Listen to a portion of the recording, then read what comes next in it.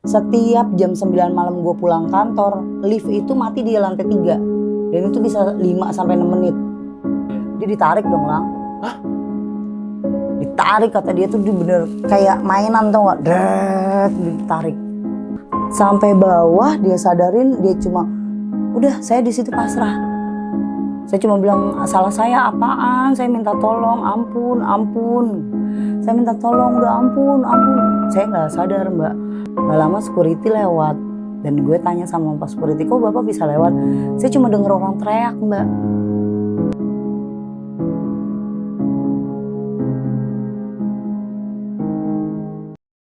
Assalamualaikum warahmatullahi wabarakatuh.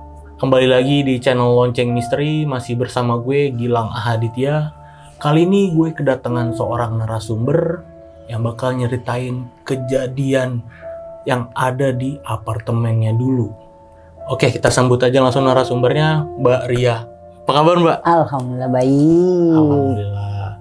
Oke, kali ini Mbak Ria ini mau nyeritain tentang apa, Mbak? Kejadian apa ya yang aku alamin tuh di apartemen dulu di daerah Jakarta Barat. Daerah Jakarta Barat, apartemen dulu. Waktu itu tahun berapa, Mbak? Kira-kira? Kira-kira tahun 2014 ke 15 lah. 2014 ke 15 berarti. Itu bulan-bulan Oktober November. Kayak 7 tahun yang lalu ya. Nih ada kejadian apa nih di situ? Singkatnya nih. Ada Kejadiannya tragedinya temen kita satu apartemen, cuma beda lantai ya. Itu dia kegencet gitu di lift dan ketahuannya sudah ada 4-5 jam. Tapi posisi badannya dia ada di bawah, palanya yang kejepit. Gila, gue penasaran nih gimana. Oke, penasaran gak sama ceritanya?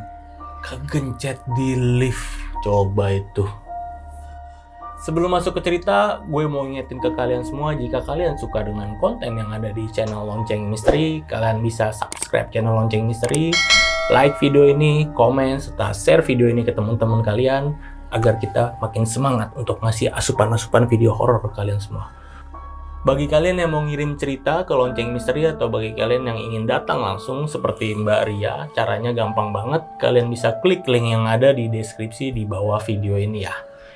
Oke, nggak usah berlama-lama lagi, langsung kita mulai aja ceritanya.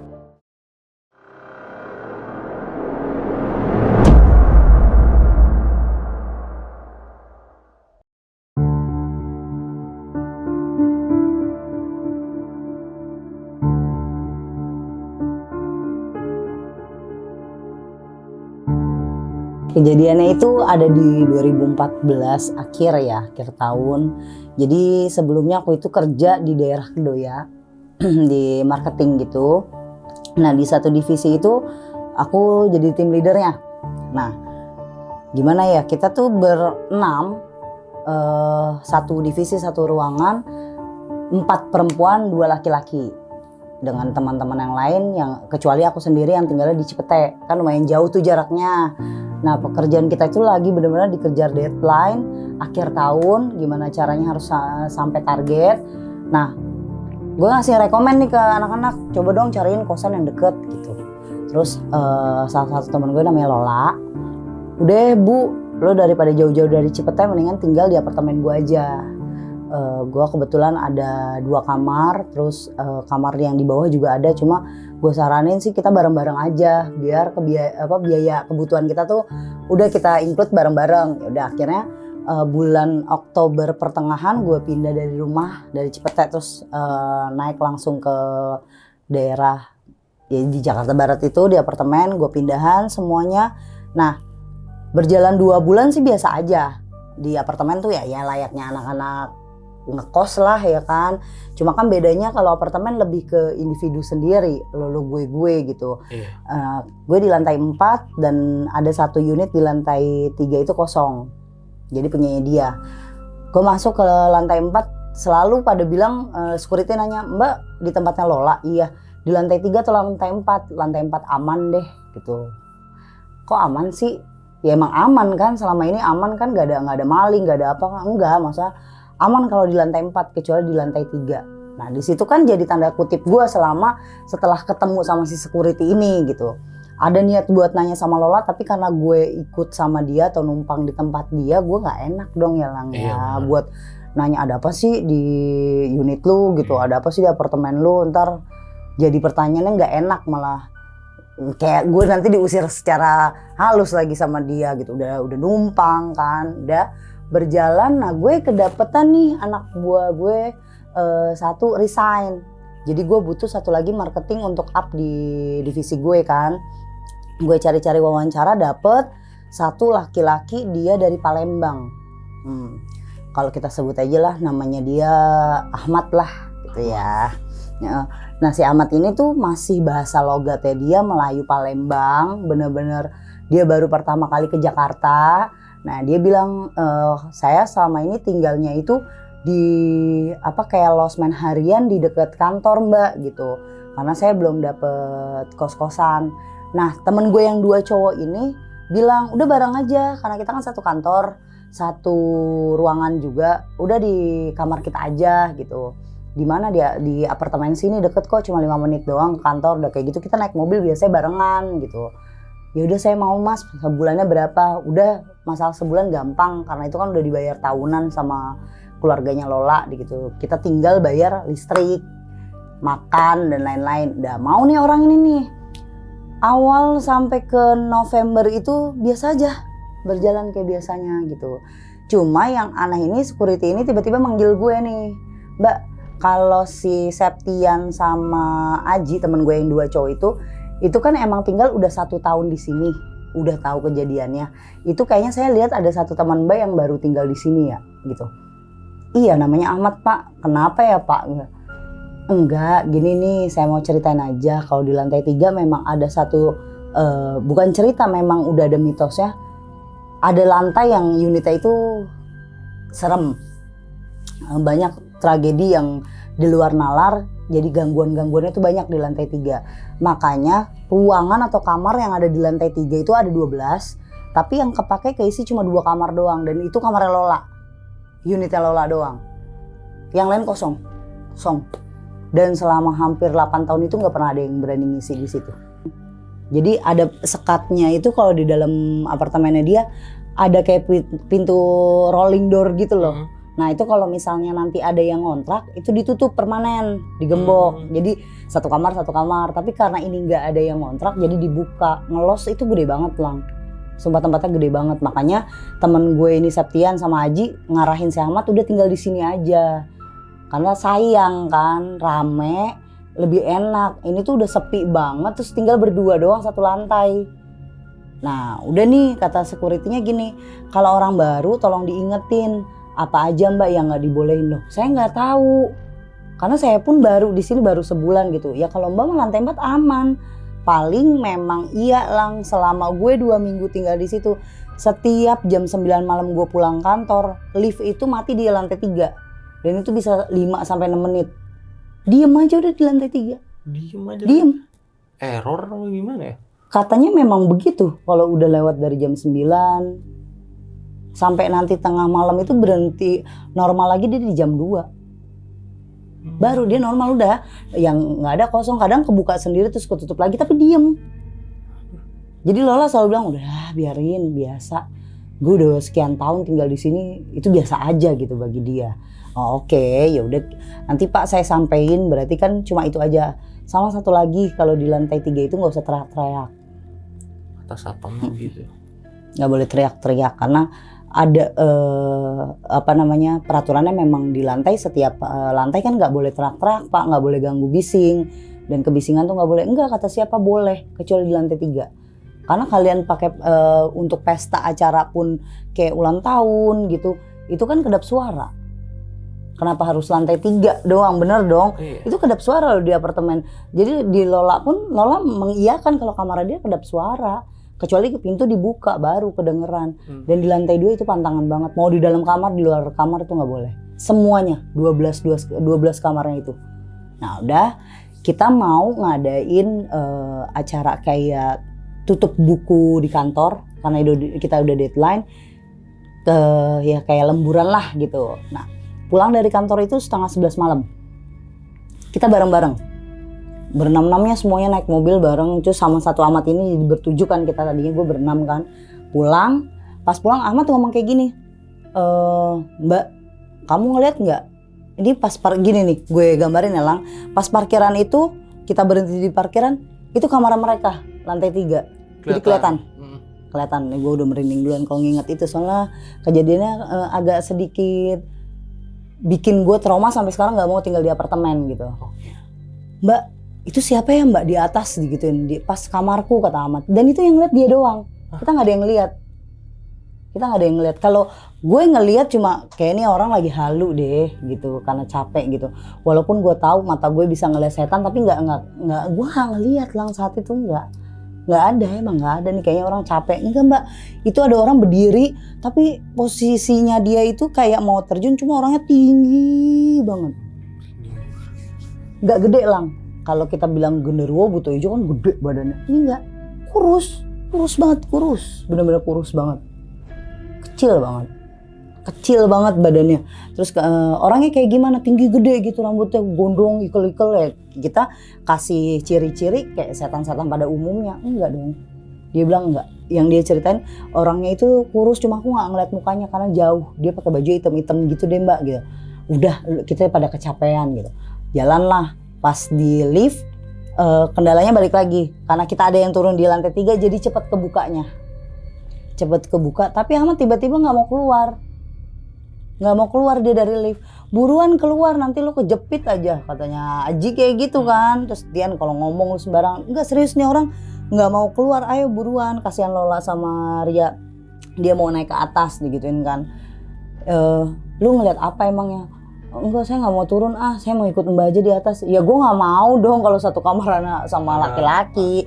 Gue mikiran nih orang modus nih, maunya satu kamar sama kita nih. Enggak deh, udah lu turun deh, udah jam segini kita masih harus ngerjain apa yang harus kita kerjain besok, laporan gitu. Tapi Mbak nggak ngelihat, ini di depan saya. Jadi dia ngerasa katanya di depannya dia buka pintu, itu yang tinggi itu ada di situ. Tapi yang dilihat kakinya doang dan palanya ya udah narus ke atas.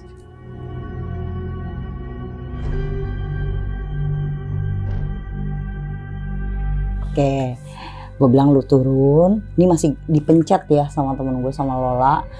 Terus gue bilang sama Maria, satu lagi temen gue, jangan dilepas, udah dipencet dulu. Udah lu turun, lo bareng sama Septian sama Aji, keburu ditinggal. Apapun yang lu lihat sekarang, anggap lu halusinasi, lu lagi capek. Oke, udah dia mau nurut, dia ikut, kita naik. Nah, gosip deh gue di kamar. Lah, semenjak lo ngajak gue kesini juga gue ditanyain mulu sama security. Gue ceritain ulang tuh Lang, yang security nanya sama gue kan.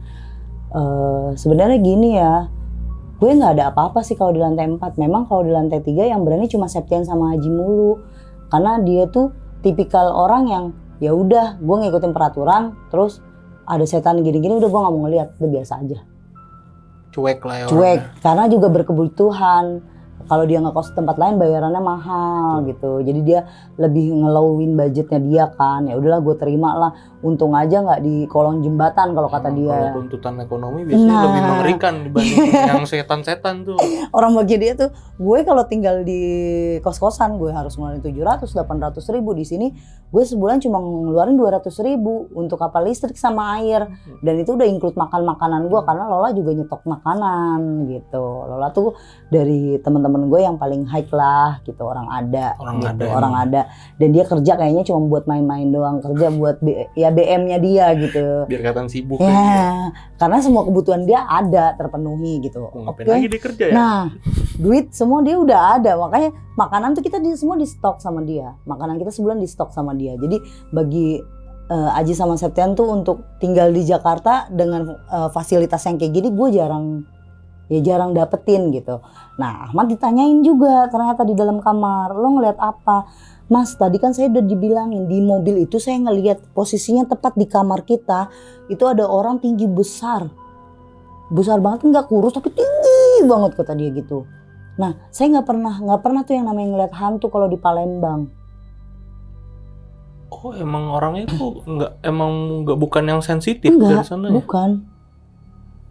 Gue menurut gue gini ya, apa dia bawa bawaan dari Palembang gitu, ngerti nggak? Tapi bukan, dia Iya bilang nggak pernah. makanya dia bilang dia nggak pernah yang ngeliat begitu, ngeliat setan tuh enggak. Terus kata dia, ini kali pertama saya ngeliat yang begini. Kalau untuk temen saya kesurupan saya udah pernah ngeliat mas, gitu. Saya pernah kejadian itu tuh pernah bareng sama saya. Ini enggak, bener-bener pure saya ngeliat bentuknya kayak gitu. Mukanya, nah saya pas di lift saya coba buat ngeliat mukanya, makanya udah saya keluar saya masuk lagi. Saya tengok gini ke atas, itu makin lama makin tinggi, cuma dagunya doang panjang sama lidahnya. Nah itu gue sama temen-temen kita gabungin ceritanya. Gue belum pernah ngeliat, Lola juga belum pernah ngeliat, Aji belum pernah ngeliat, Septian juga belum pernah ngeliat, Maria apalagi orang yang baru nggak ngeliat sama sekali, nggak tahu sama sekali ibaratnya gitu. Itu apaan ya, nggak ada yang ngeliat. Pokoknya kita berenam itu nggak ada sama sekali yang tahu, cuma dia doang. Dengar dia cerita begitu jadi aneh.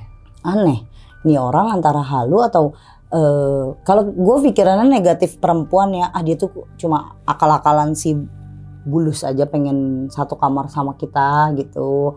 Karena dia selalu di kantor bilang, udah aku satu kamar sama Mbak aja, biarin aku tidur di bawah nggak apa-apa. Tapi kalau inget yang kata-kata si sapamnya itu, Nah masuk, itu belum kepikiran, belum. Gue belum kepikiran sama sekali itu. Kenapa? Karena kan gue pikir gini, dia baru nempatin itu 2 hari. Dan dia hari kedua langsung udah diliatin. Dia belum ada gelagat yang teriak-teriak dan segala macam, nggak ada.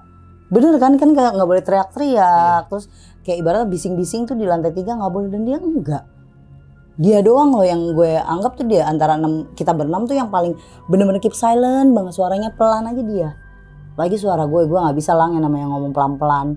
Ngomong biasa aja kenceng, gimana gue teriak gitu. Udah kerja itu udah seminggu dia terus kejadiannya kayak gitu terus. Dia selalu bilang saya ngeliat.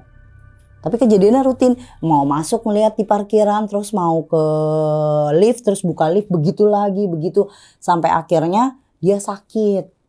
Nah si Amat ini sakit, demam tinggi, sakit. Gue bilang, nih nanti hari Minggu kita mau outing loh dari kantor. Kalau lu sakit, nanti lo sendirian di sini malah lebih nakutin. Udah mbak, lebih baik aku nggak ikut. Aku takut keluar kamar. Nah lu emang kenapa sakitnya? Saya jatuh dari kamar mandi. Kenapa? Ya saya ngelihat itu lagi, tapi di dalam kamar mandi. Yang saya lihat malah mukanya. Nah mukanya gimana, kata lu tinggi, terbalik. Posisi si setan ini terbalik. Palanya di bawah. Jadi dia buka pintu, ngelihat langsung ini mukanya.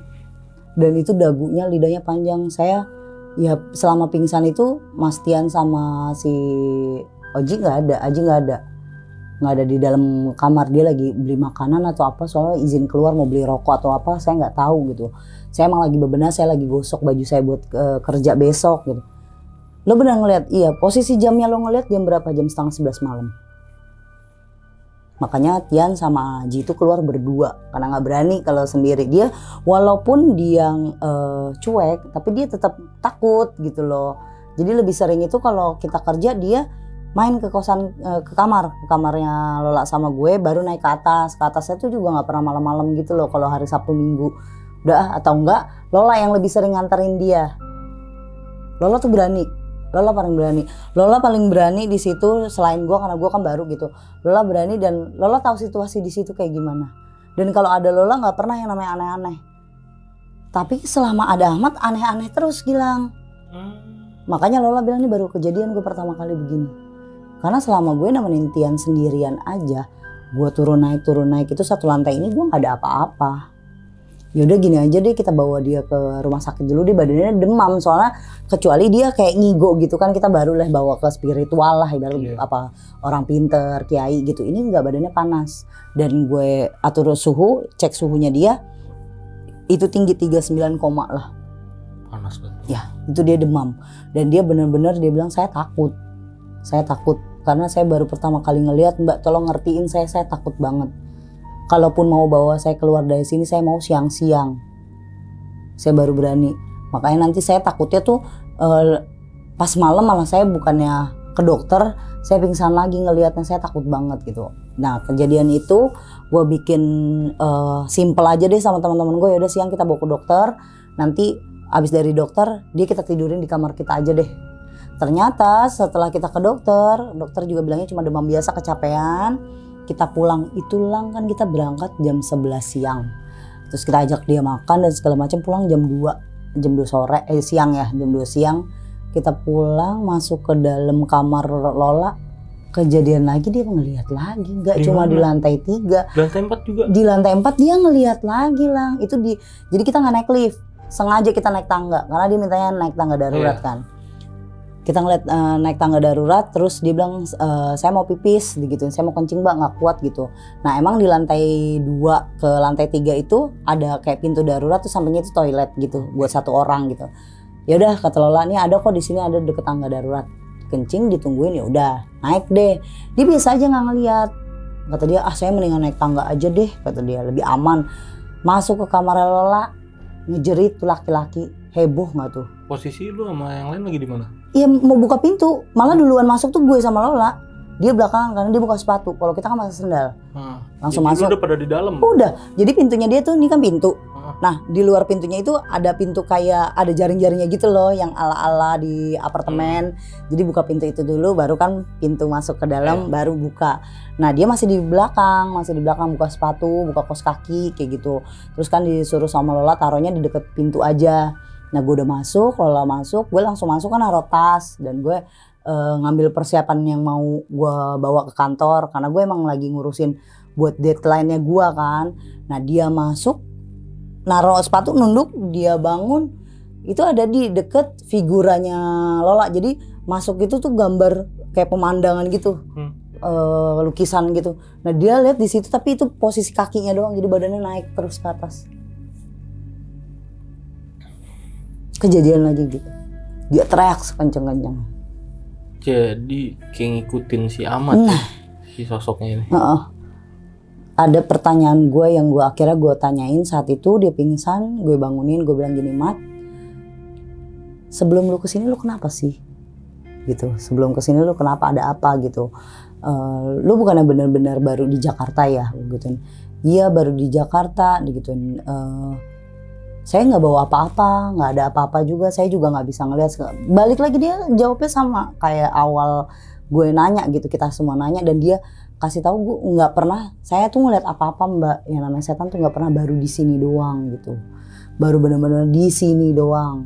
Saya ngeliat yang bentuknya kayak gini, kalau kayak pocong kuntilanak mungkin saya nggak sekaget ini dan saya nggak sebingung ini tuh orangnya tinggi gede. Oke udah stop. Kalau diceritain nanti lo balik lagi flashback, lo ke setan itu lagi. Sudah berjalan, abis itu gue sengaja biar dia tidur di kamar Lola. Jadi ada sofa bed gitu kan.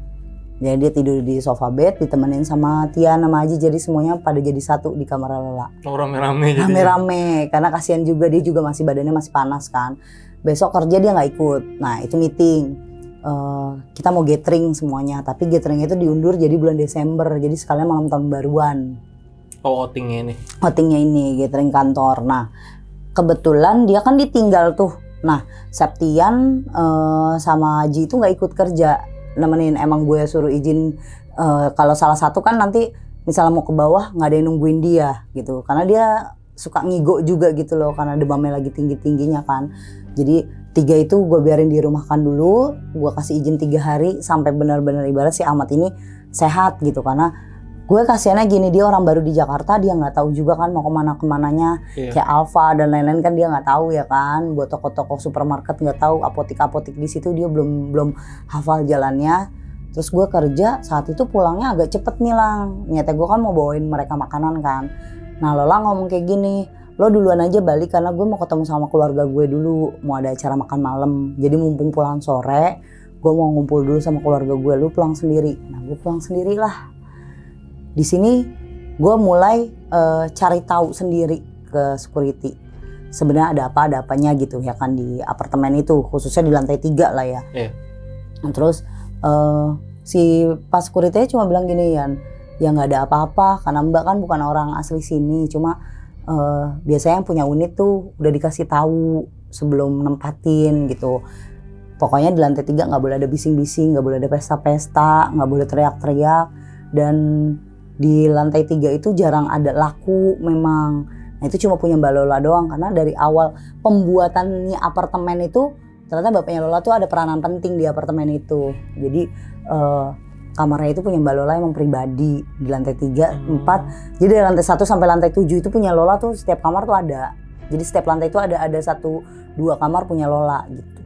Oh, berarti kayak punya apartemen ya? Ya kan dibilang ada peranan penting di situ, Oh, iya, entah sahamnya, entah apa, kita nggak ada yang tahu ya. Iya. Karena gue bilang Lola itu kerja cuma gabut doang, udah ngilangin dia bete kayaknya. Iya. Karena di kantor pun dia kerjaan dia enak banget, walaupun gue leadernya dia tuh kerjaan enak banget karena semua aset marketing gue tuh ada di dia.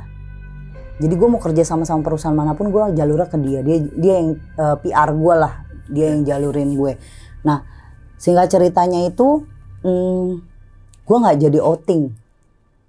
Gue nggak jadi outing karena gini, satu di kantor gue ternyata target kita masih mundur banget. Kita nggak sampai target lah. Iya kita nggak achieve target gitu. Itu salah satu alasannya nggak jadi outing. Terus gue meeting selanjutnya gue mau di bulan Februari aja. Jadi gue ada deadline di 1 bulan sampai Januari itu gue ngejar target kan. Nah di bulan Desember ini mulai ada kejadian-kejadian yang menurut gue udah dari semenjak Ahmad masuk ini udah mulai aneh gitu.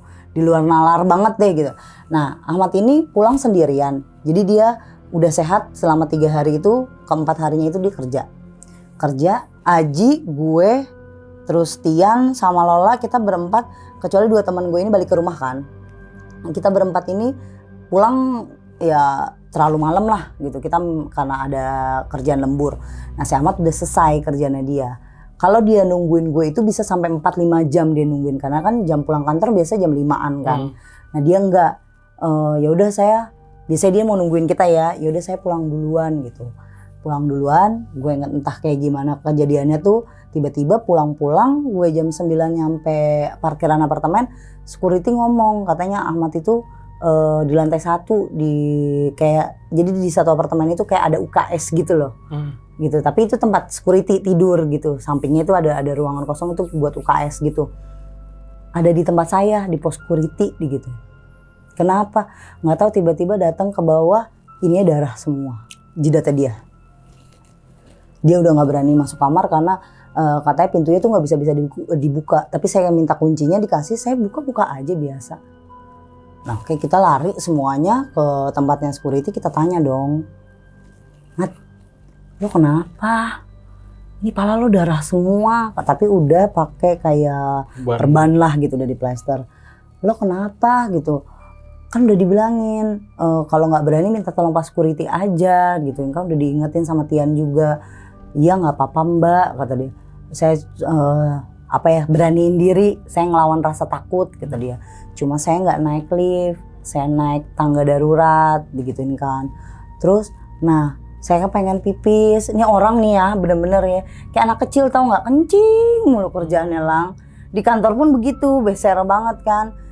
Saya pengen kamar mandi, saya pengen buang air kecil. Nah saya inget kan Mbak Lola waktu itu ngajarin saya di lantai 2, ya udah saya ke lantai 2. Keluar, saya aman-aman aja Mbak, keluar dari kamar mandi. Tapi emang di dalam kamar mandi, di ekornya dia nih, mata kanannya dia ngelihat, wah tuh setan lagi tuh. Jadi dia cuma ngebatin doang, wah tuh setannya lagi tuh. Ini masih siang, masa ia mau gangguin gua gitu. Dia beraniin lang. Gua sebenarnya di situ salut lu mulai berani gitu. Nggak kayak dulu yang langsung teriak, langsung histeris gitu ya kan. Nah ini enggak, di jalan keluar ke tangga, mulai tangga udah di tengah-tengah kan, jaraknya ke toilet agak jauh tuh kalau kita nengok. Dia ditarik dong lang. Hah? Ditarik, kata dia tuh bener kayak mainan tau nggak? Dret, ditarik. Diseret iya kakinya. Bener-bener diseret terus sampai ke bawah. Itu CCTV ngeliat? Iya. Dan di CCTV itu dia awalnya kayak kepleset begitu. Kan makanya security-nya ngasih biar dia di situ, biar kita datang, biar kita ngelihat. Jadi dia kayak kepleset doang kakinya. Nggak ada bentuk-bentukannya. Tapi kata dia itu ditarik terus. Dan itu iya, dan itu dimainin. Jadi nggak yang diseret begini. Jadi dihantem terus. Udah sampai bawah dia nggak sadar, udah ini babak belur. Nah yang gue tanya, lu gimana kejadiannya, kok bisa lo tahu lo kaki lo diseret? Saya ngeliat ke bawah, itu tuh panjang banget mbak tangannya. Dia itu ada di lantai 2 dan itu dia di deket pintu masuk ke toiletnya itu kan pintunya emang yang bisa dibuka tutup, terus kalau ditarik begini dia nggak balik-balik, tau nggak lo? Yang pintunya yang harus kita yang dorong gitu, harus kita yang narik. Nah di situ emang saya lupa buat nutup kan, jadi kelihatan dia masih di dalam situ, tapi tangan dia bisa muter, bisa ngambil. Dan itu saya tangga udah hampir mau naik ke lantai 3, kan jauh dong. Lo tahu tangga apartemen itu nggak yang terus begini, tapi dia ada kotak gini buat nyanggah, terus baru naik lagi. Iya. Itu, Zigzag kayak gitu ya. Nah itu jauh banget. Muter gini. Iya. Buset. Sampai bawah dia sadarin, dia cuma udah, saya di situ pasrah. Saya cuma bilang, salah saya apaan? Saya minta tolong, ampun. Saya minta tolong, udah ampun. Saya nggak sadar mbak. Bangun-bangun saya ngeliat gini darah. Nggak lama security lewat. Dan gue tanya sama pak security, kok bapak bisa lewat? Saya cuma denger orang teriak mbak. Saya cari di mana sumbernya. Saya langsung cek di CCTV lewat handphone saya. Ternyata Mas jatuh. Dan jatuhnya itu ternyata di CCTV guling-guling gitu. Nggak ditarik, guling-guling aja, ngeguling sendiri. Jadi kalau kita bilang kalau tragedi itu kita lihat dia memang kecelakaan, kecerobohan dia, kan kepleset. Dia naik agak cepet, kepleset udah guling. Tapi keterangannya dia ditarik. Ditarik. Mulai gue harus jadi pendengar yang percaya atau enggak ya di situ. Gue kira tadi pertama di CCTV dia kayak diseret juga gitu. Nah, kalau kayak diseret juga mungkin langsung gue mengiyakan ya kan. Oh iya benar nih dia diseret gitu. Tapi security-nya buka CCTV dan kita lihat lain, emang dia kepleset terus ngeguling jatuh. Dan itu emang bener ngeguling, dia jatuh. Ngebentur dulu tiang ini pegangan, buk gitu, langsung dia jatuh guling ke bawah. Untungnya nggak terjun ke sana karena ke sana kan ngelos kan, kalau lantai kan gitu dari atas kita bisa ngelihat begitu. Jadi ngelos, bisa jatuh. Untungnya dia cuma ke tangga doang. Nah udah kita rawat tuh. Gue bilang sama dia, maunya dia apa nih? Mau dibawa ke rumah sakit atau enggak? Enggak, udah di sini aja. Yang gue heran dia tuh juga berani buat nggak yang keluar dari apartemen, ngerti nggak? Mungkin kalau orang-orang lain, udah mbak saya nggak mau di sini lagi, saya mau pindah. Iya, kenapa ya? Bener nggak? Kan kalau saat itu gue pikir nih dia mau keluar kali ini dari apartemen, ya udah kalau misalnya mau keluar terus dia kan belum gajian dan gajian dia masih kecil, namanya baru ya, karyawan baru, biarin deh gue sama Lola yang bayarin dulu. Karena gue yang interview dia, gue yang nerima dia, ya gue nolong dia lah. Karena di Jakarta kan dia nggak ada keluarga kan. Oke, udah itu dari kejadian itu gue rawat dia 1 hari, besoknya kerja tapi bareng-bareng semuanya. Nah ada 3 minggu dia nggak ngeliat sama sekali, hampir 3 minggu itu. Semenjak dia jatuh itu nggak ada kejadian yang aneh kata dia. Dia bilang gini, aku alhamdulillah mbak semenjak jatuh itu malah nggak ada kejadian yang aneh-aneh kata dia gitu. Ngelihat pun dari jauh, bagi saya ngelihat dia udah biasa deh. Tapi saya dalam hati saya udah jangan gangguin gitu. Seneng gak sih lo jadi temen ya kan? Iya. Oh ya berarti dia nggak gangguin. Ternyata dari 3 minggu ini lebih parah dibandingin itu. Gue masuk ke 3 minggu dia cerita itu, kita semua itu pada pergi pulang ke rumah. Gue ada acara, ini ada acara, semuanya ada acara lah kecuali dia. Dan gue ngambil cuti itu kan bulan Januari habis tahun baru gitu kan. Gue ngambil cuti ada seminggu lang. Lola ngambil cuti karena dia mau ke Disneyland. Dan semua teman-teman gue kita mau liburan lah, karena kan tahun baru kemarin kita sempat masuk. Terus dari tanggal 1 pokoknya gue seminggu itu gue bener-bener pure gue cuti. Dapat telepon pas gue lagi pergi. 3 hari itu dapat telepon, tapi sayangnya setiap orang nelfon ke gue nggak angkat karena gue lebih fokus sama keluarga gue, ngerti gak? Kayak handphone tuh nanti dulu deh gitu. Ya kalau lu pas nelfonnya gue lagi megang handphone gue angkat gitu. Nah ini enggak, gue lihat udah 3 hari itu gue lihat, Aji Septian itu udah ngubungin gue sampai 8 kali. Per satu orang ya, Septian 8 kali, Aji hampir 8 kali gitu. Lola cuma 3 kalian lah gitu. Tapi hampir satu apartemen gue tuh nelfonin gue mulu gitu. Gue telepon balik ke Septian gak bisa. kayaknya dia lagi telepon ke orang lain karena memanggil doang kan kalau di WhatsApp kayak gitu kan. Terus ke Aji begitu juga. Akhirnya kalau Lola diangkat, lo balik deh, balik. Karena gue baru banget balik, gue cuma di Disney cuma 2 hari doang kata dia gitu. Bokap gue harus ke luar kota di Indo, jadi gue balik ke Indo. Lu duluan deh balik ke apartemen, kenapa amat tuh, udah buru-buru. Udah cuma gitu doang. Itu doang. Iya. Nah itu posisinya gue lagi ada di Jogja, mau nggak mau gue pulang. Ya naik kereta lu tahu pasti lama lah. Iya. Gue bilang kenapa sih nggak yang di situ? Enggak, udah lu balik aja. Ya udah gue balik ke sana. Security-nya ngomong kayak gini, Mbak, kayaknya teman Mbak nggak usah di sini deh. Yang si cowok baru itu, emang kenapa?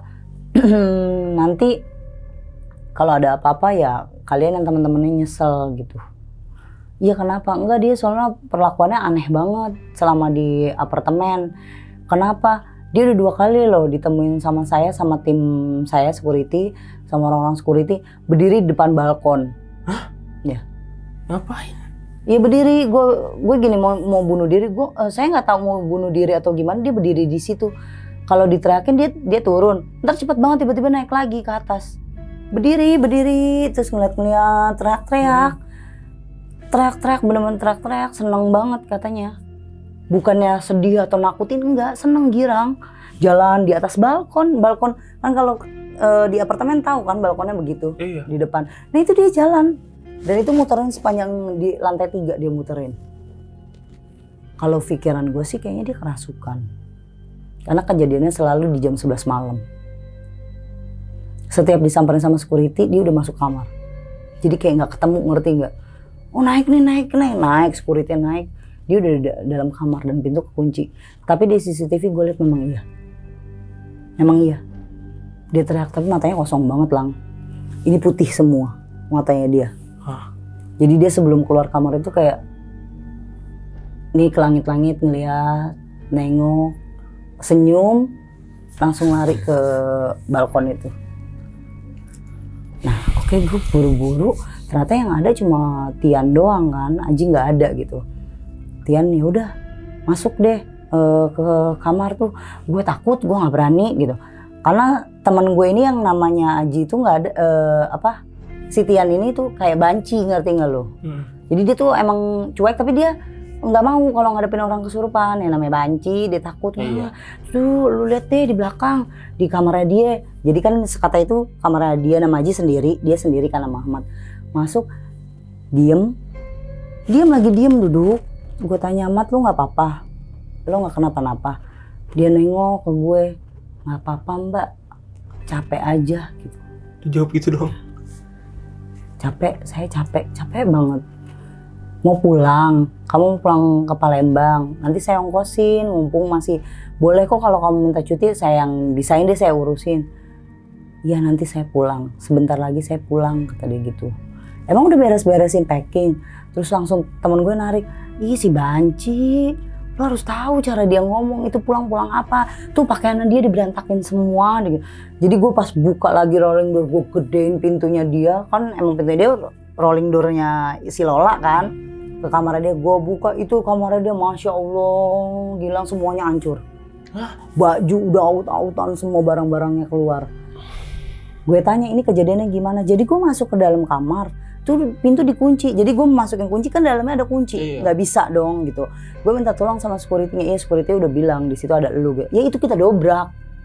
Nggak mungkin kalau misalnya, jadi salah satu kunci pasti ada yang patah, ini di dalam tuh kunci digantung, karena biasanya kalau kita orang itu kunci habis kita kunci kita gantung di samping, jadi biar ada yang masuk kan pakai kunci serep gitu kan. Ini enggak, pas masuk semua barang-barang di kamar dia. Dan pinternya ini anak kenapa nggak semua kamar, nggak semua ruangan, satu ruangan, jadi cuma di kamar dia doang. Dia nyari apaan coba sampai dia hancurin semuanya, semua barang-barang itu, TV sampai AC kan ada kayak apa selang ya, selangnya itu nggak tahu ada di mana-mana, kayak dicabut tau nggak lu, jadi ngampleh gitu, kayak ngegantungnya bukan di tempatnya kan, tadinya ada kap-kapnya deh, tuh enggak, semuanya baju-bajunya dia berantakan. Gue bilang, lo habis ngapain ini berantakan banget ya Allah. Duyan ini buruan deh, kita beresin dulu Yan. Gue bilang sama Tian, udah kita beresin, kita sambil nungguin Aji, kita nungguin Lola. Lola masih besok. Iya gue tahu, tapi kita beresin dulu aja kamar dia. Beresin, dia masih diem di satu pojok kamar dia. Nggak di kasur kan. Jadi kamar dia tuh ada kayak kursi gitulah. Dia duduk di situ. Duduk ngeliatin, kita beresin dia ngeliatin. Nggak ikut bantuin. Nggak diem. Ya, aneh banget ya. Ini orang, gue bilang kok nih dari dia datang cuma 1 hari doang dia nyenengin. Selebihnya tuh bikin gue sama teman-teman gue tuh mikirnya ada apa sih? Ini ada apaan sih? Kenapa sih ini orang? Yang seremnya itu dari apartemen gue atau dari dianya gitu yang serem? Karena tadinya gue tinggal di situ hampir mau 1 tahun, terus apalagi Tian sama Aji kan udah lama banget ikut di situ. Itu B aja. Malah kayaknya mereka tuh selalu ceritain tuh apartemennya si Lola ini yang seru, yang kayaknya tenang, bisa buat ya kita ngumpul-ngumpul tuh ya happy aja gitu. Kok semenjak ada dia cuma dalam waktu singkat beberapa bulan tuh bikin gue sepaneng gitu, pusing sendiri gitu loh Lang. Terus gue tanya baik-baik sama dia setelah selesai. Itu kan kejadiannya sore mau maghrib gitu kan. Nah abis Isya gue udah selesai sholat dan lain-lain. Gue ngomong sama dia ngajak main. Dan lo tau dari gue beresin, gue datang beresin dan segala macam, dia masih di situ aja. Nggak kemana-mana. Gue tanya dia nggak mau jawab. Dia cuma bilang saya mau pulang mbak, tapi saya bingung mau pulangnya gimana. Gue bilang kenapa bingung, kan rumah lo di Palembang ya, tinggal gue ongkosin aja. Kalau lo mau resign pun gue yang ngurusin resign lo. Mau pulang? Enggak, saya mau tidur aja. Tuh tidur deh dia jalan. Nah gue Lola datang, gue rembuk, gue ngomong lah, gue udah nanya sama security, enggak, yang lu omongin kemarin itu ya emang begitu, nggak boleh berisik dan lain-lain. Gue udah tahu kok, kata dia gitu. Tapi ini orang ya emang dari orangnya aja kali halusinasinya, atau dia sakit, kita telepon aja yuk sama keluarganya. Gue gitu. Atau dia punya penyakit, kita kan nggak ada yang tahu Lang. Apa dia punya penyakit halusinasi ya kan? Namanya dia orang jauh, kita nggak kenal sama sekali, dia nggak ada keluarganya. Gue coba deh cek di handphonenya, gue telepon, di situ ada kalau orang Palembang kan manggil kakak Ayu ya. Ayu Tika, di gue telepon dan jawaban di sana enggak. Normal. Ya akhirnya mau nggak mau gue ceritain dia gimana kan di sini, gue ceritain semuanya. Kaget tuh, kok bisa ya? Ayunya kaget. Iya kok bisa ya, Ahmad tuh anaknya, dia ceritain yang baik-baik semuanya tentang Ahmad.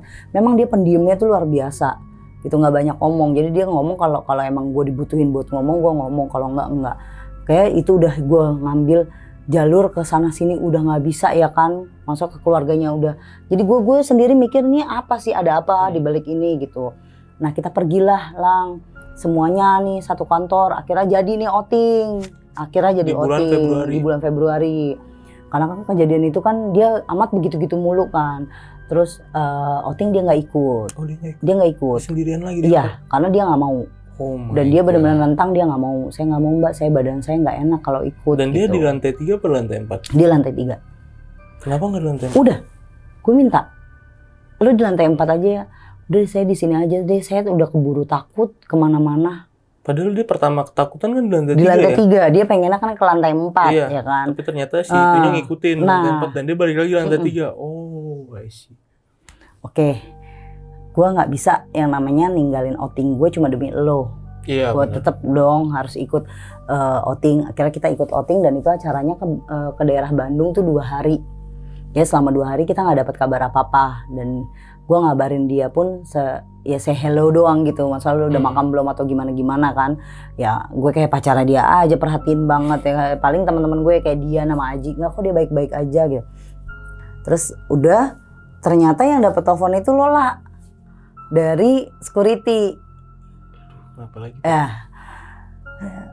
Ri, sini dong deket gue gitu. Kenapa Pak Selamat telepon nih? Aduh ada apa nih? Gue panggil dong anak-anak dan itu posisinya kita lagi beli oleh-oleh. Kan. Yaudah ke pinggir dulu kita ke satu tempat yang emang ngobrol tuh nyaman gitu, enak. Ahmad 2 hari nggak keluar kamar, cuma ngedenger teriakannya doang dan didobrak dan segala macem, itu nggak bisa pintu itu. Dan sampai sekarang nggak keluar sama sekali, nggak ada suaranya. Saya takut mbak ada apa-apa sama teman mbak, karena kita tahu tragedinya kan kayak gimana kan selama 2 bulan dia ada di situ gitu. Oke Pak, kita juga lagi di jalan kok, sebentar lagi mau pulang gitu.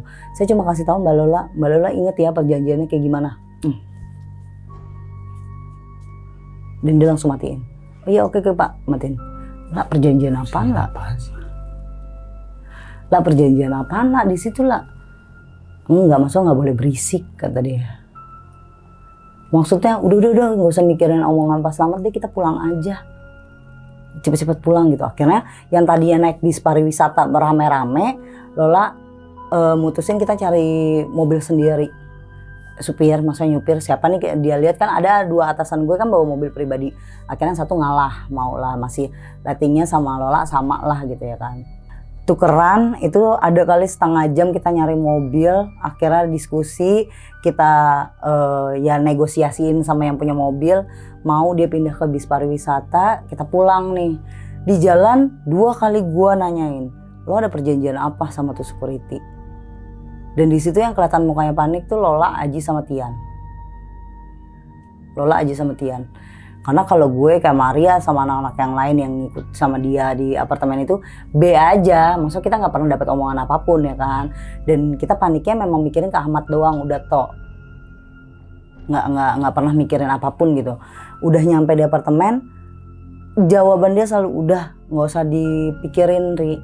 Ini ya cuma masalah Ahmad aja kan, lu tahu. Karena gue udah nitipin sama si Pak Slamet buat jagain dia selama 2 hari kita pergi. Enggak ada apa-apa kan, lu tahu sendiri dari awal juga yang aneh cuma dia doang. Lo nggak ngalamin apapun kan? Ini halusinasi nih anak aja gitu. Siapa tahu dia lagi kesurupan atau apa.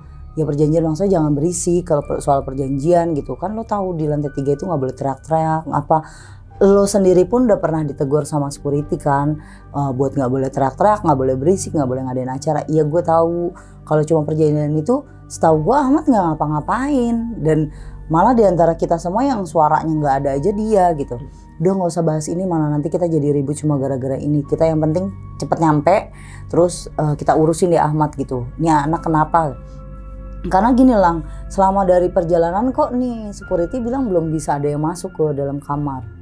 Jadi Ahmad tetap dikunci atau terkunci di dalam kamar sendiri ya. Pas kita datang ke sana sudah nyampe ada kali mau 2,5 jam lah kita perjalanan, karena kan itu ekstra ngebut ya. Dan kita Bandungnya juga nggak Bandung, ibaratnya nggak Bandung dalam gitu, kita masih di kota lah, masih deket lah kalau untuk pulang. 2,5 jam lah itu kalau nggak salah.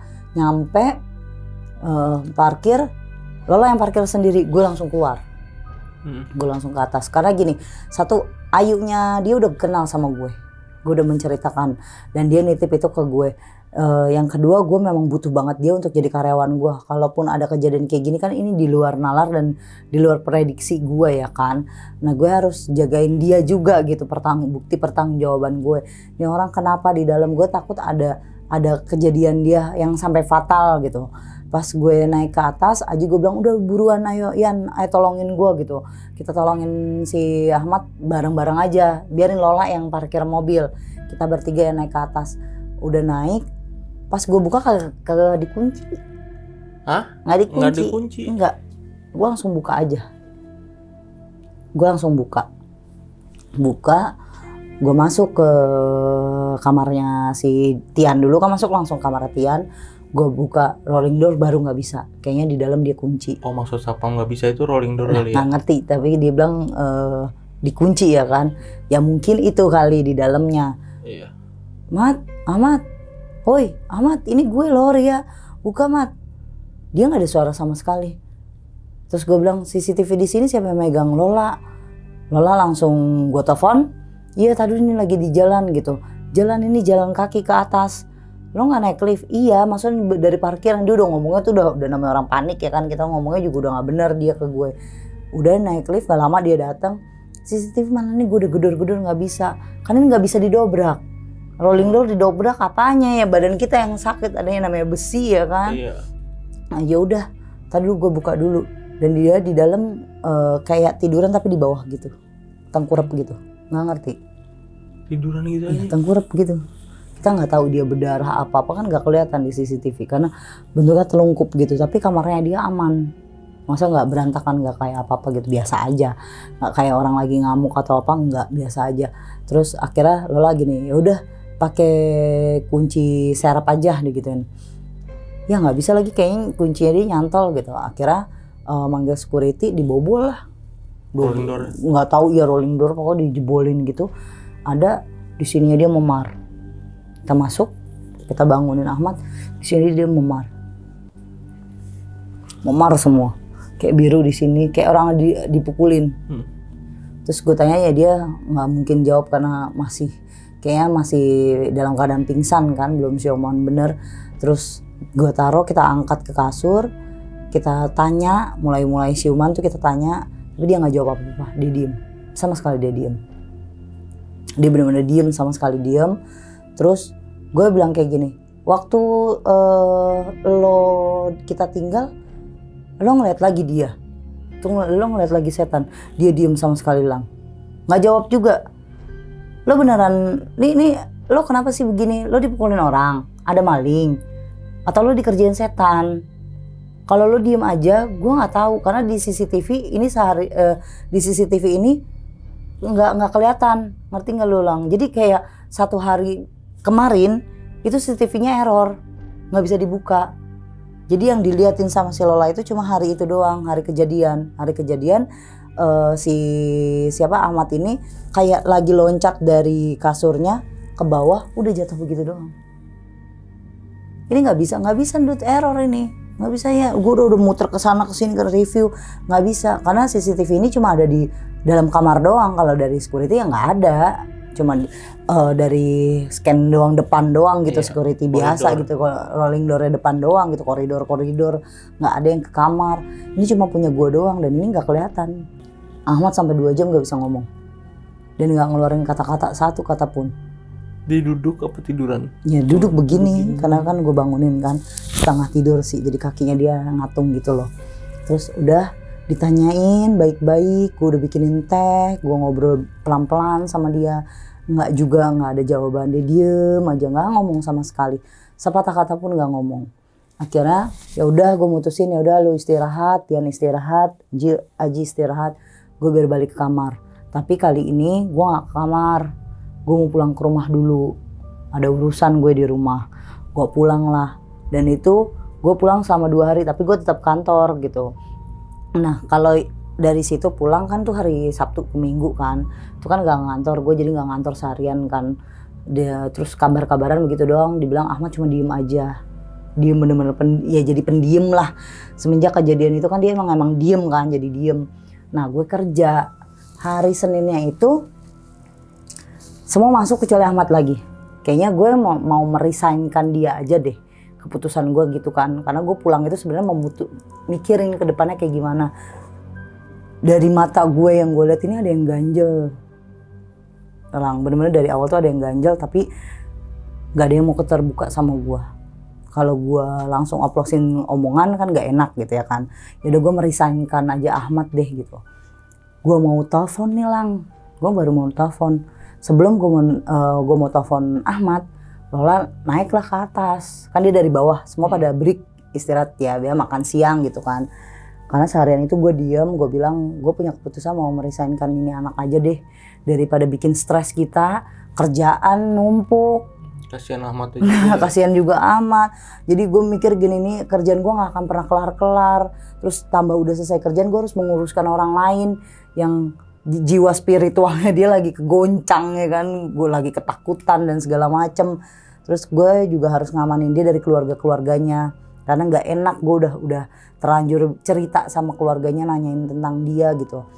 Udah gue mau merisainkan, gue lagi bikin surat resign. Lola buka pintu dengan ngagetin gue, Ri, buruan ke apartemen. Kenapa? Ahmad meninggal. Nah itu baru di situ, nih lu bohongin gue, lu ngerjain gue. Ya udah ke apartemen dulu deh. Gue udah bilang sama Aji sama Tian, dia udah duluan dari kantin langsung jalan gitu. Nah, kenapa? Udah nanti ceritain nanti dulu, lu taruh dulu semuanya, laptop lu semua, barang-barang lu, ayo kita jalan. Ini beneran udah jalan. Akhirnya gue ya udah, karena Lola udah buru-buru ya kan. Gue jalan, gimana sih? Lola mulai ngomong, cuma begitu doang sih Pak Slamet bilangnya. Karena mungkin gue panik atau gimana, kita sudah datang dulu. Itu otak gue udah nggak mikir, oh lu bisa kejepit di lift, udah gue udah nggak bisa mikir deh. Saat itu di pikiran gue kok bisa, udah di otak gue sampai nyampe cuma ya 10 menit kan ke apartemen. Gue nggak langsung ke atas, gue langsung mepet security. Turun dari mobil, gue cari security. Buka tuh CCTV, gue mau lihat kejadian kayak gimana. Mbak lihat dulu di atas, gue mau lihat dulu CCTV baru gue lihat ke atas. Lihat dulu mayatnya dulu, soalnya itu belum dievakuasi. Hah? Belum dievakuasi? Gak ada yang bisa buka liftnya, itu ada tukang semuanya, udah pakai las, tukang las nggak bisa nempel.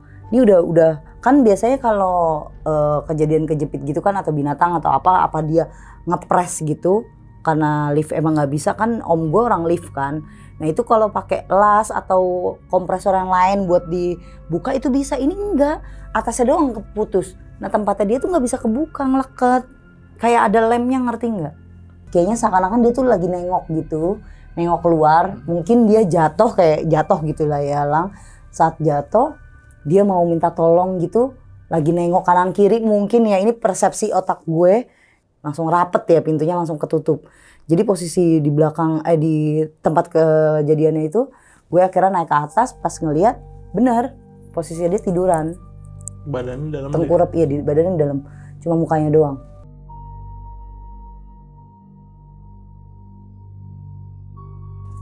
Naik itu udah rame banget dan itu emang bener ada tukang elas dan segala macam. Gue nggak ngerti ya teknisinya kali ya gitu, itu nggak bisa juga.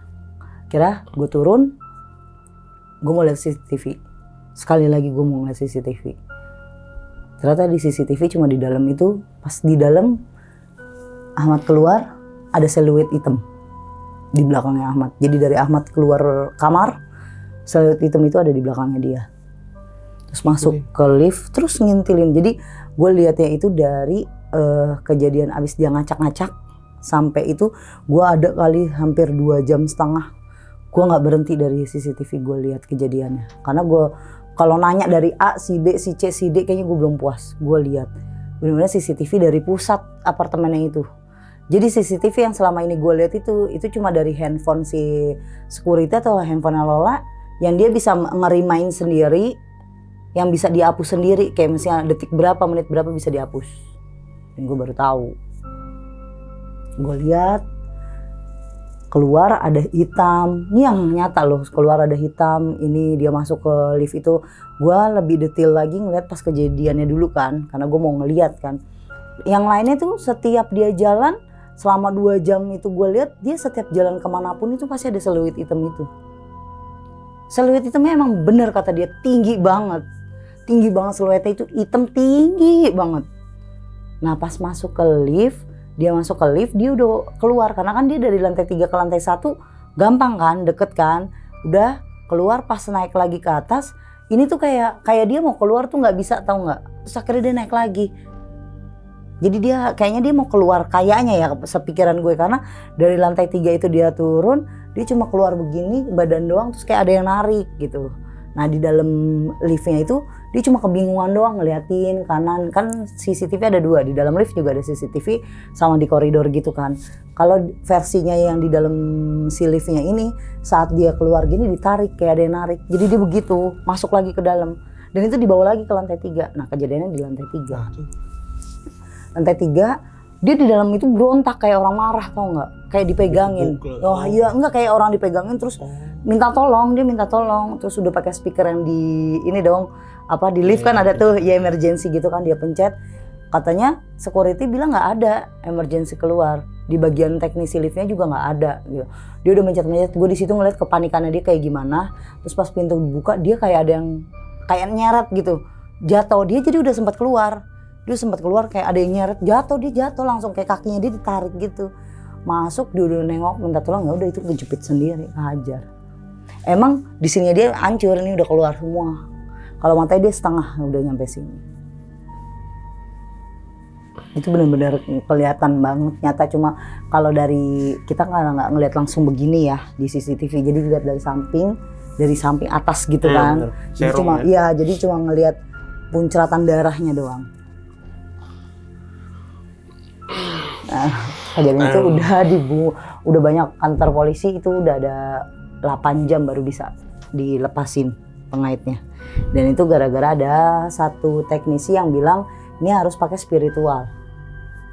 Kalau kita bilang entah kiai entah apa, ternyata bener, memang ada kiai sekitar di situ, langsung kebuka liftnya. Yang tempat tadi itu langsung kayaknya gampang banget diginiin. Dia pakai sarung tangan tuh kiai baru bisa, jadi rapihin, masukin ke kantong plastik gitu kan mayat.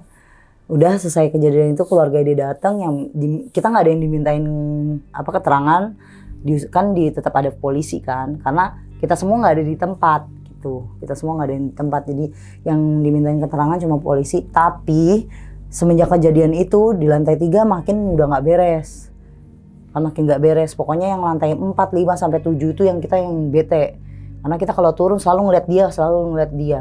Pas di lantai 3 dibuka ada Ahmad dalam keadaan hancur. Dan itu to the point. Kalau setan-setan lain punya suara atau kebuka doang, ini enggak. Saya di lantai 3 itu baru-baru langsung buka, jeng-jeng setannya dia di depan muka dengan dalam keadaan yang hancurnya itu. Ini siapa yang lihat lu? Ya semua penghuni. Entah ada yang di belakangnya, tapi dia posisinya benar-benar di depan lift. Nggak pernah yang namanya dari jauh apa suaranya, enggak, dia di depan lift. Dan dia selalu yang dia ke penghuni lain, kecuali ke Lola atau ke gue. Kalau ke gue cuma sekali dia minta tolong. Ri tolongin, udah. Gue dimimpin sama dia pun Ri tolongin, udah itu doang. Tapi kalau penghuni lain semuanya ngomong sama Tian, Aji, ke Pak Slamet selalu nih kayaknya yang di sini harus dibacain doa atau apa deh Pak Slamet. Kalau kita turun ke lantai 3 selalu dia minta tolong soalnya. Dan itu nampakin terus, akhirnya lantai 5 itu kosong.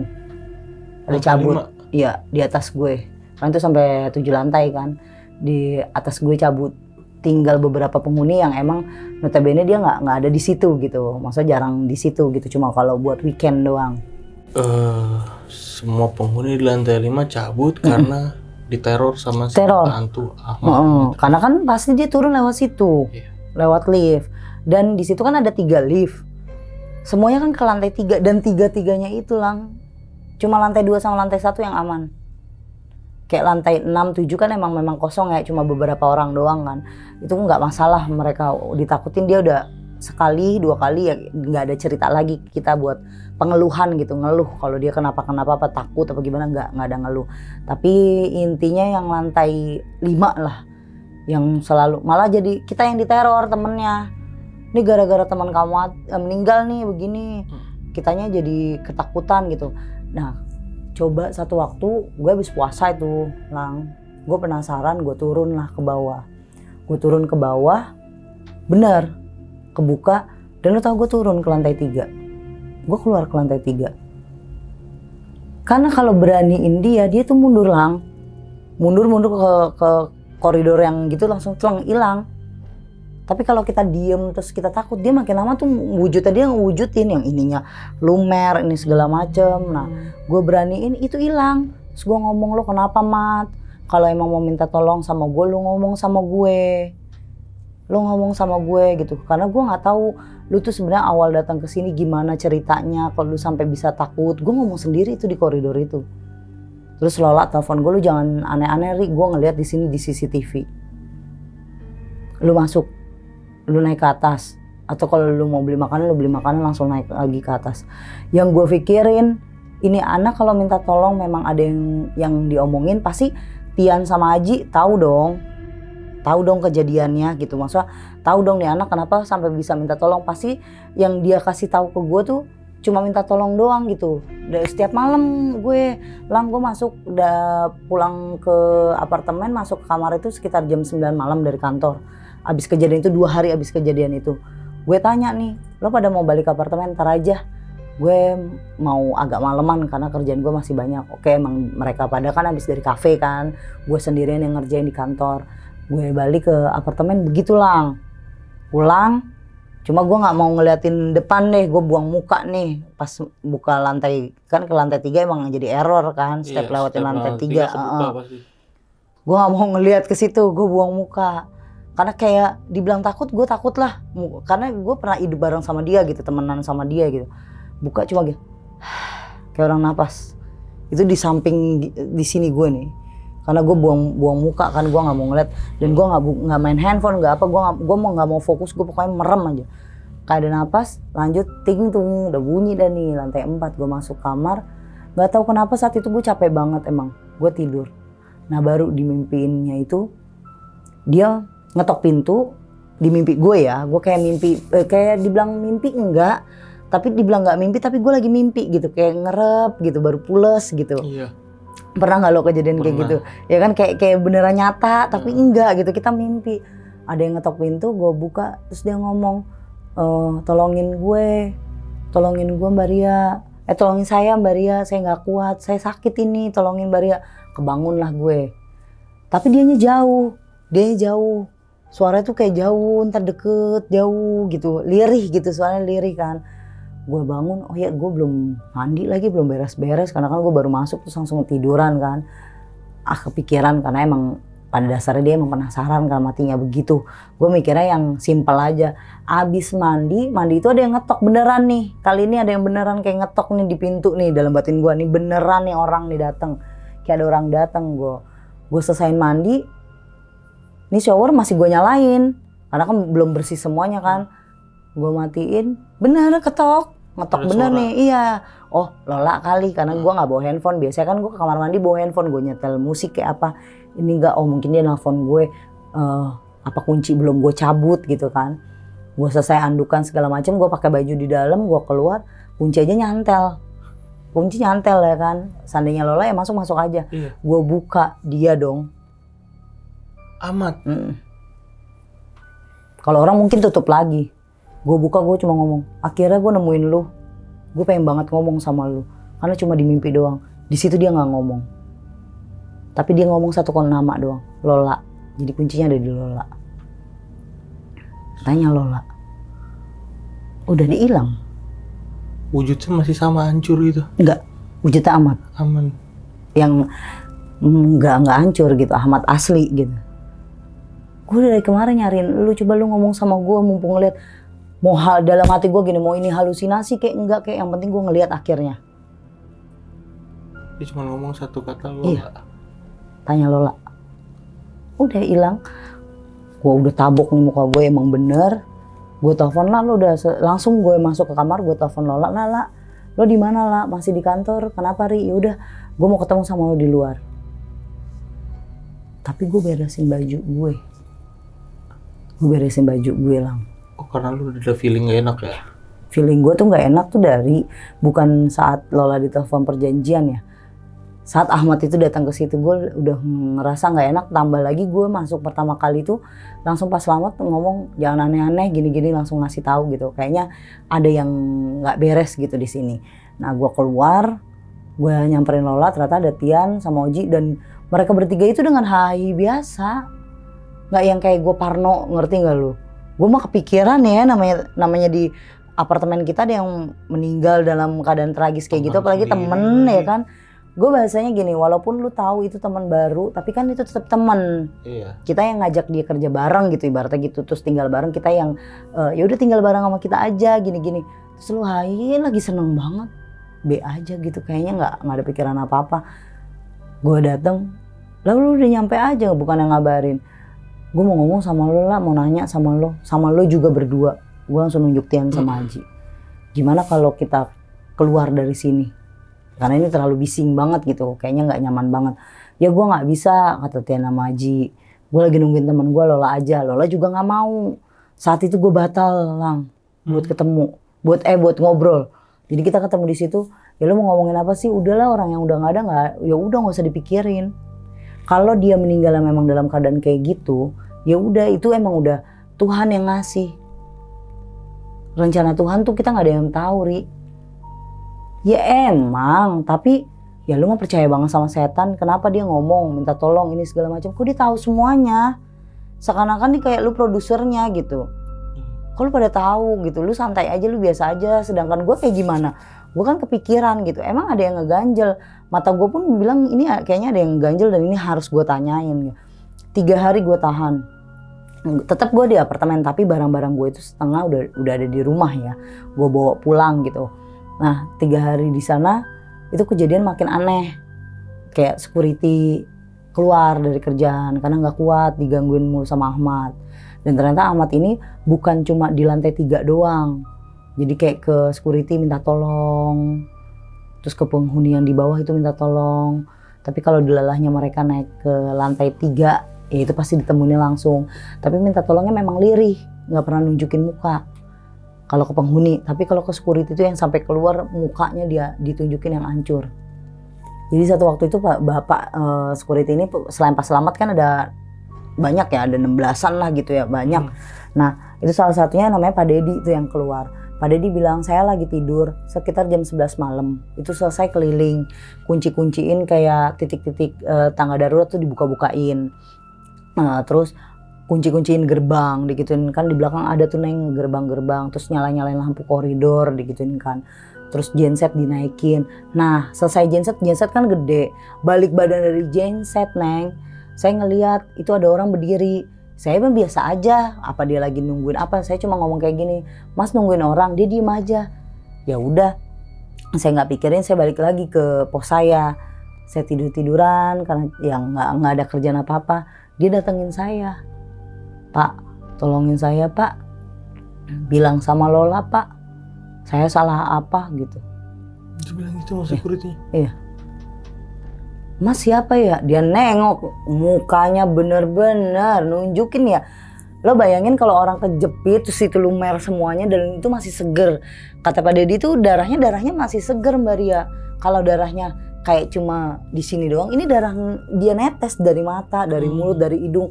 Semuanya masih seger banget. Saya nggak ngomong, nggak ada omongan apa-apa, pingsan saya. Nggak kuat. Blackout langsung. Kalau orang ada bisa sanggup lari, saya jago itu. Orang depan muka dia minta tolong nyentuh, dingin banget badannya dia. Makanya saya resign. Udah kejadian itu kayaknya dalam hati gue kayaknya udah cukup deh. Gue harus cari tahu sendiri gitu kan. Kenapa ini? Kira gue nanya Pak Selamat nangis. Gue tanya. Jadi gue datengin rumah Pak Selamat. Gue nanya sama Pak Dedi. Terus ada namanya Pak Thomas. Pak Thomas ini yang nolongin gue. Pak Thomas bilang memang kalau Pak Selamat ini tangan kanannya ayahnya si Lola di sini di apartemen gitu. Ada 8 security itu bawaannya bapaknya Lola. Akhirnya gue minta tolong sama Pak Thomas, minta tolong alamatnya Pak Selamat. Gue datengin Pak Selamat sendirian. Gue mau cari tahu sendiri ada apa. Gue tanya, gue datang, gue nemuin itu rumahnya dia di dekat Jakarta Pusat lah, daerah Jakarta Pusat. Gue samperin, kaget tuh Pak Selamat. Gue datang, ada apa ya Mbak Ria? Nggak pakai, gue jawab assalamualaikum nggak dijawab. Ada apa ya Mbak Ria? Kenapa Mbak Ria kesini gitu? Tahu rumah saya dari mana? Terus tahu alamat saya itu dari siapa? Berarti yang dari tadi nelfonin saya itu Mbak Ria? Iya saya yang teleponin Bapak. Saya mau ngomong sama Bapak, boleh masuk? Boleh nggak saya masuk ke dalam rumah Bapak? Ya udah Mbak, boleh, silakan masuk. Tapi kayak muka panik terus ngeliatin Mbak Ria sendiri. Iya saya sendiri. Gue masuk dengan tenang, gue bilang, Pak, saya memang orang baru di apartemen. Saya juga diajak sama Lola. Tapi ini kejadiannya menurut saya kurang banget di nalar tuh nggak bisa karena dia orang baru. Teman saya itu benar-benar orang baru. Ya memang begitu Mbak. Ya begitu apa?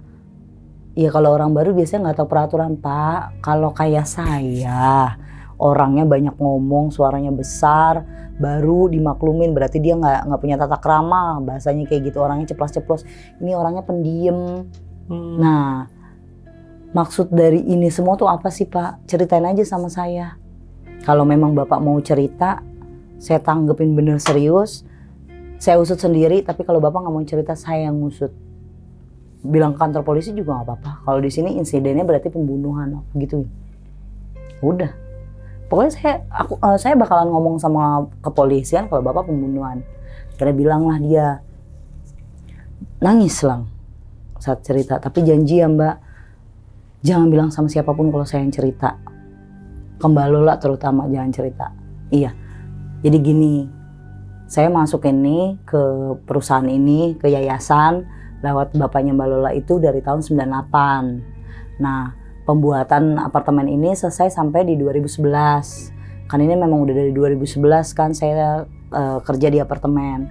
Nah ternyata di unitnya bapaknya Mbak Lola. Jadi ada dua tower. Yang satu tower ini punya bapaknya Mbak Lola, yang satu tower lagi punya Mister siapalah, orang luar lah gitu ya kan. Memang dia berdua kerja sama kan. Orang konglomerat mah emang begitu Mbak, nggak mau dikasih tahu dia dapat duitnya dari mana. Maksudnya Mbak Lola itu tahu kalau dia tuh punya aliran kayak sekte gitu loh, kayak pemujaan gitu, buat kayak memperkaya gitu. Tapi bukan cuma si Lola doang, ternyata emang turun temurunnya Lola begitu nyari duitnya. Penganut apa sih kalau sekte itu, kayak muja gitu ya, muja sehat kan? Iya, pemujaan gitu. Dan dia itu memang minta tumbal. Nah di sini tuh kenapa dibilang di lantai 3 nggak boleh ada yang berisik apa? Itu kadang mereka lagi pas lagi pemujaan, kalau kita bilang doa, lagi ibadah. Dan ternyata kosong itu bukannya kosong Lang, ada waktu-waktu tertentu tuh semua penganut sektenya itu nempatin di situ buat ibadah bareng. Kenapa ada rolling door, koridor itu ternyata itu bisa dibuka sampai ngelos. Ngelos, jadi satu lantai itu muter itu buat kayak, kalau kita bilang kalau di Muslim kayak masjid, kalau di Kristen kayak ada gerejanya. Nah itu nanti dibuka buat jemaahnya sekte semua. Dan di situ yang termasuk orang sekte itu ya Tian sama Oji juga. Dia tuh temen dari SD, temen dari kecil. Aku tahu Mas Tian sama Saji tuh emang temen deketnya Mbak Lola.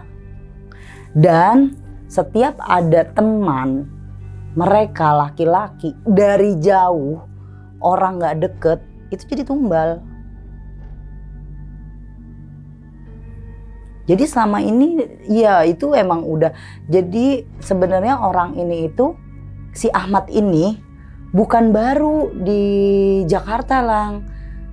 Bukan gue nemuin dia baru, enggak. Memang yang ngurusin untuk interview itu Tiana Maji, yang bagian lowongan pekerjaan gitu. Terus nanti ada WhatsApp yang masuk dia. Ternyata ini orang si Ahmadnya ini temen deketnya dia, tapi memang dari Palembang, temen chattingan. Dan si Ahmad ini penyakit juga, gay, dan cinta segitiga. Nah dibawalah, nah dia buat perjanjian lah itu. Gue nggak tahu kapan dia buat perjanjiannya itu, malam pas lagi sembahyang si Ahmad ini teriak, nggak terima, marah, berantem. Ceritanya berantem sama Tian, kan pacaran dia berdua. Berantem. Nah disitulah Lola ngutusin kalau kayaknya kalau dia bakal bilang sama Ria deh, kalau kita punya nganut gini, dia aja dijadiin tumbal gitu. Nah dibikinnya mereka itu pakai bubuk. Bunyi. Terus nggak bunyi tadi. Kaget gua. Denger nggak lu? Klek. Nah jadi gini, nah gue bilang gini, kok Pak bisa sih Pak, nih orang pas datang ke tempat apartemen, ibaratnya di apartemen baru 2 hari aja udah bikin halusinasi. Jadi saya tuh udah kenal sama Mas Ahmad, saya udah pernah ngeliat Mas Ahmad, tapi emang Mas Ahmad nggak pernah ngeliat saya kan sering kayak jadi bodyguard Mbak Lola kemanapun, cuma beda mobil gitu. Makanya saya kenal sama Mbak Ria, saya ingetin jangan berisik dan segala macem. Saya nggak mau kalau teman-teman yang Mbak Lola yang emang sama Mbak Lola dijaga tuh kenapa-napa gitu. Nah saya tahu Mas Ahmad itu pacaran Mas Tian, saya tahu, dia bilang gitu. Ternyata selama dia di apartemen dibikin kayak dikasih obat, tahu nggak lo? Obatnya itu untuk berhalusinasi, kalau dia ngeliat ini. Jadi itu cuma halusinasinya dia, bener-bener halusinasinya dia. Tapi yang di CCTV yang bayang. Yang di CCTV yang terakhir itu kita lihat memang itu benar, karena dia udah titik penumbalan. Dia udah, kalau kita bilang kayak udah ritual. Penyerahan. Udah di marking lah ya. Penyerahan. Udah diincer. Nah gue diem. Emang masih ada ya sekte begini? Itu bapaknya Mbak Lola. Itu kepala sekte di mana? Nasional. Jadi kayak bapaknya Lola itu penyakit, ibunya Lola juga penyakit. Dan kayak ibaratnya bapaknya Lola di dia jenderal di gay-nya, ibunya di lesbinya gitu. Dan itu masih bisa, masa lu masih aktif gitu. Kalau bapak ibunya udah enggak, tapi kesininya masih sekte anak-anaknya, dan semuanya Gilang, kakak-kakaknya dia yang di luar negeri itu semua sekte semua. Sekte apa sih, lu tahu namanya? apa ya, gue juga nggak ngerti. Pokoknya dia tuh kayak pemujaan gitulah. Setahu gue kayak penganut gitu, pemujaan. Ngadut pemuja-muja iblis. Tapi lo pernah denger kan? Pernah. Iya, kalau denger doang gitu ya. Nah ini gue juga baru tahu, maksud temen gue sendiri gitu. Dari situ gue nggak habis pikir, dramanya ternyata lu udah banyak ya, udah panjang. Cuma nutupin dari gue gitu, kayak Ahmad tiba-tiba pantesan kayak dia tuh langsung welcome gitu aja loh Tiana Maji. Kayak udah tidur aja ya di tempat gue gitu. Kayak seakan-akan biasa aja karena gini, iya gue leadernya mereka. Mungkin mereka nutupin itu dari gue. Jadi kayak lo nanti kalau di interview bilangnya lo nggak kenal sama gue begini-gini gitu, ngerti nggak sih Lang? Oke. Nah nanti begini-gini. Karena ya memang kayak pergi gitu apa-apa mereka ya ya biasa ya, namanya kita satu bareng. Cuma kalau lagi di dalam kamar, gue kan nggak tahu kayak gimana. Nah bapak Pak Slamet bilang mau lihat CCTV-nya nih, saya ada kayak kasetnya lah ibaratnya gitu, diputerin di rumahnya dia. Gila loh, pesta seks dan lain-lain. Dan ternyata Ahmad yang kita lihat adem ayem diem, ya memang pendiam anaknya, ternyata pas kalau lagi kayak gitu jadi perempuan. Udah, gue bilang udah cukup. Sekarang gue mau pulang dari tempat bapak, rahasia bapak saya amanin. Tapi saya bakalan ketemu sama Lola, Tian, sama Haji. Kok maksudnya? Jangan, gak usah mbak, percuma. Nanti jadi selanjutnya mbak. Karena percuma ngomong sama orang gedean, kata dia. Saya kasih tahu mbak biar mbak gak penasaran. Kalau selama ini temennya mbak itu bukannya kesurupan, bukannya lagi dia ngeliat setan terus gini, enggak. Dia ditumbalin sama temen mbak sendiri. Kenapa tragedinya itu bisa sampai panjang? Ya itu dikasih obat terus buat berhalusinasi, karena kebanyakan anak setan di sini yang ngelanggar terus berantem sama pacarnya. Kalau pacarnya itu setara sama mayor, jenderal, jadi mereka tuh ada ukurannya, ada tingkatannya gitu dalam organisasi itu.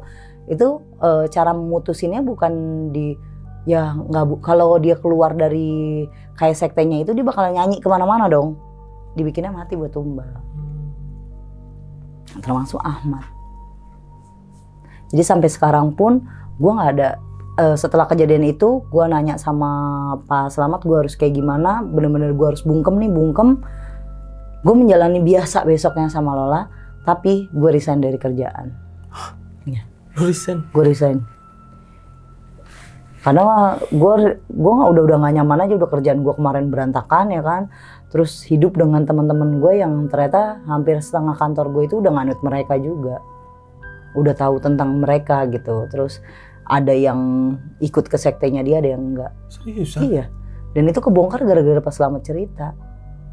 Dan yang tahu cuma lu doang ya? Gue doang. Karena satu perusahaan itu ternyata itu juga punya bapaknya Lola. Makanya gue selalu bilang kan Lola gabut. Dari awal gue bilang Lola itu kayak gabut karena terlalu kaya atau gimana, gue nggak ngerti. Ternyata ya udah. Karena gue kan marketingnya pariwisata. Iya. Gue pariwisata. Jadi memang bapaknya Lola yang megang saham terbesar di situ, dan itu emang punya kelolaan keluarganya Lola. Lola nggak ngapa-ngapain emang, gue akuin, ya biasa aja gitu. Dan kebanyakan itu anak buahnya dia sekte semua. Dan yang beda itu cuma 10 orang, termasuk gue. Yang dari orang luar yang nggak tahu apa-apa. Kenapa gue bilang mata gue nggak bisa ngelihat nih? Kalau masalah setan gue pasti biasanya bisa ngelihat dong Lang. Apalagi gue yang terlalu peka banget. Ya orang itu dibuat. Iya. Gimana gue mau lihat kan? Gue bukan bisa baca pikiran orang yang nih gue mau ngerjain ini, enggak. Itu emang satu insiden yang emang maksudnya bukan direncanakan, tapi kayak tragedinya itu mereka udah biasa begitu, daripada lu keluar dari sekte gue cerita sama banyak orang udah gitu. Cuma setelah gue kerja, lepas dari kerjaan itu gue resign, yang kesisa teman-teman gue yang lain itu yang kayak Aji, Tian, Maria itu gue nggak pernah kontak lagi. Kalau Lola selalu bilang apapun yang terjadi sama diri gue dan keluarga gue dan teman-teman yang menurut lo mencong, kita tetap sayang sama lo, kita nggak mau jahatin lo. Gue yakin lo bukan tipe temen yang langsung ngejudge terus lo menyamaratakan gue sama yang lain gitu. Enggak, lo gue bedain kok. Sampai sekarang lo nggak pernah gue sakitin kan, dia bilang gitu ke gue. Dan gue nggak tahu kabarnya dia sih kalau sekarang ini. Tapi terakhir gue 2017 dia makin jaya lah. Cuma papinya dia meninggal Gue nggak tahu kenapa sakitnya, karena ada teman gue yang masih kerja di situ ya. Orang di situ emang banyak banget yang keluar masuk Lang. Gue termasuk orang lain itu yang awet di situ. Gue ada setahunan lah. Karena ternyata dari lantai bawah sampai lantai 3 di perusahaan gue di daerah kantor gue itu semua anak buah bapaknya. Yang notabene ngikut dia tuh udah perputaran begitu aja. Kalau kita bilang tim sektenya. Itu aja sih. Maka dari itu ya lu mendingan keluar aja lah, nyari aman ya. Ya bagi gue udah nggak sehat ya mendingan gue keluar aja. Cuma jadinya gue mikir sekarang nih orang sebenarnya salah apa enggak sih begini gitu. Kalau dibilang salah ya gue juga bingung untuk menyalahkan, gak ada bukti gitu loh. Iya. Nah, terus kalau gue mau benerin Ahmad juga salah begitu juga. Tapi keluarganya nggak ada yang tahu soal ini cerita. Nggak ada sama sekali yang tahu. Yang tahu itu tragedi ya, ibaratnya dibilang mistis ya mistis, teknis, ibaratnya kecelakaan gitu. Pure. Anjir. Gila. Oke, Mbak, dari cerita lu nih, ada yang mau gua tanya ini. Ada beberapa pertanyaan. Sekarang apartemennya masih ada, berdiri kokoh. Masih? Gitu. Masih ada? Oke, di daerah Jakarta ya? Jakarta mana? Barat. Oke, Jakarta Barat. Nama apartemennya nggak bisa disebutin ya? Iyalah, sensor. nggak enak. Bahaya, ntar disamperin Densus kita. Densus itu sekte semua. Sektenya dia semua isinya Densus. Kalah bercanda. Terus sekarang hubungan Mbak sama Lola sama itu? Kalau gimana? hubungan sama Lola dari 2017 Baik-baik aja ya?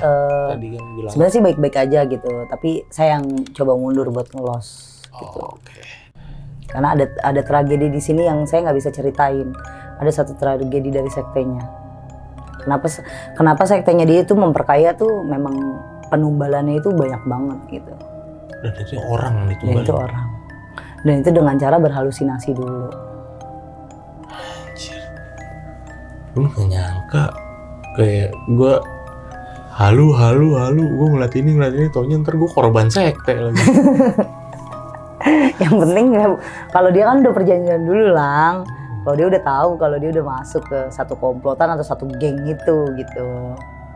Oke, udah sih sama gue sih itu aja sih, cukup sih. Gue cukup nanya itu aja sih tadi.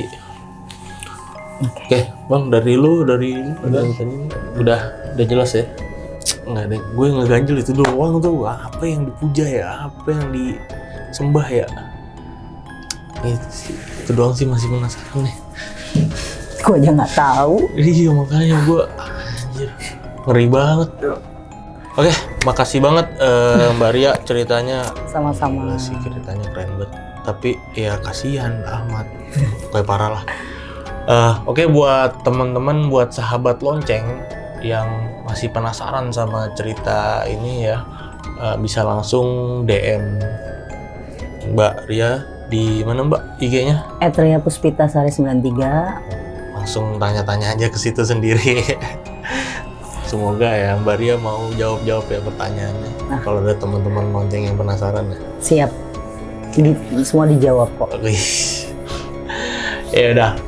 Oke, gue mau ngingetin ke kalian lagi, kalau kalian suka dengan konten yang ada di channel Lonceng Misteri, gue minta kalian untuk subscribe channel Lonceng Misteri, like video ini, komen, serta share video ini ke teman-teman kalian, agar kita bisa semangat untuk ngasih asupan-asupan video horor ke kalian semua.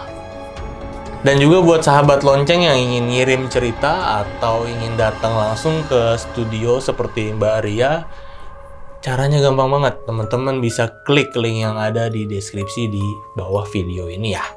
Nanti dari kita akan ada yang menghubungi teman-teman semua. Oke, gue Gilang Ahaditya dari Lonceng Misteri izin pamit. Ria Puspitasari. Izin pamit. Bye.